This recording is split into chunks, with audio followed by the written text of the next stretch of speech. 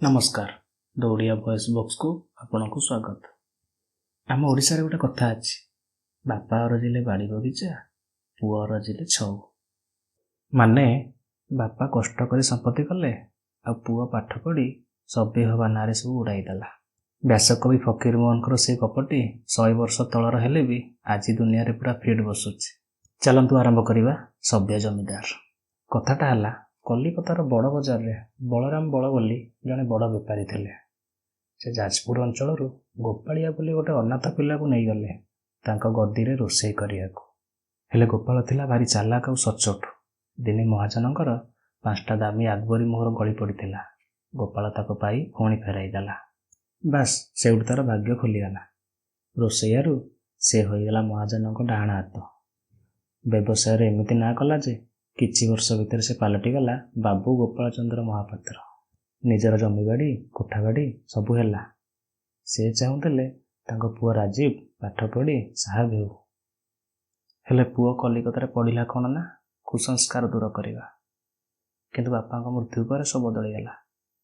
बापा मरले राजीव बाबू नुआ जमीदार ही गाँव को आसिले। किंतु पुआ इंग्राजी पढ़ी एमती सभ्य होता जे ओडिया परंपरा को कुसंस्कार कही हे ज्ञान कला।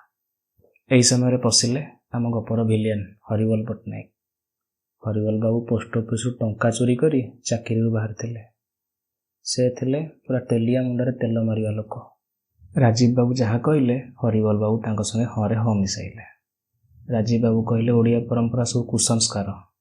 हरिवल संगे संगे कहले आज्ञा निश्चय उचित शीघ्र उचित। बस राजीव बाबू खुशी आ पुराना गुमास्ता गंगाधर बाबू को गाड़ी करी बाहर करदेले। आ हरिवल बाबू को मैनेजर कर सबू चाबी धराई देले।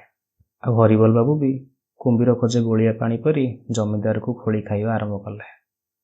हरिवल बाबू राजीव को मद मांसरे भुलई पछपटे जमीदारी शोषिबा आरंभ कले। राजीव बाबू ओडिया झील मान असभ्य कही कलिकतार जने सभ्या कन्या नयनतारा को बाहा हेले।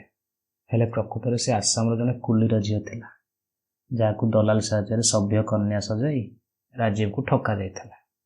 बोऊ ही आसिया पर नयनतारा घरर पवित्रता नष्ट कला। शाशुंकर बंदापना को उपहास कले। शेषे माँ कांदी कांदी घर छाड़ी पुरी पलाइले।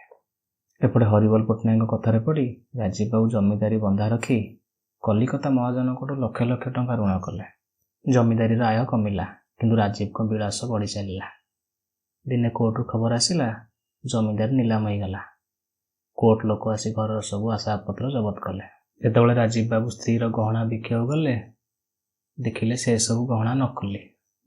हरिवल पट्टनायक भी सुजोग देखी चंपट मारिला। सबू हराई राजीव और नयनतारा राति अंधार रे लुचि पलाइले।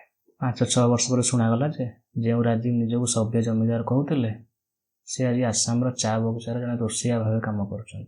बापा रोषिया जमीदार होते पुआ जमीदार रोषिया होगला। ए कहानी कहला बेले मुझे भावुली व्यासकवि 100 वर्ष तले राजीव लोचन को नहीं जो गप लिखिले सेटा कौन आज आम समस्त कहानी नुहे।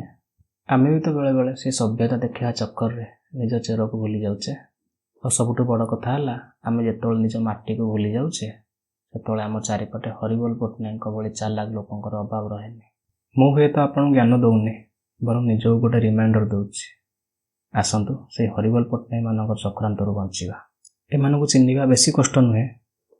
एमाने ऊपर को मीठा मीठा कथा कहे आम भूल को भी ठीक कहे आमको पूरा प्रशंसा पोती देवे किंतु भितर भितर आमरी मूल काटी चलते। आम सब मन रखा जो गच निज चेर को भूली जाए सेटा बहुत शीघ्र उपड़ी पड़े। आमको आम चेर सह जोड़ी रहा पड़ो। आपण मो सह एकमत कि ना कमेंट जणाइबे। हाँ आम ओडिया माटीर गर्व भावे कमेंट जय जगन्नाथ लिखा भूलें। सब्सक्राइब भी करेंगे। रहुची पुणी देखा आ गोटे कहानी सहित। नमस्कार।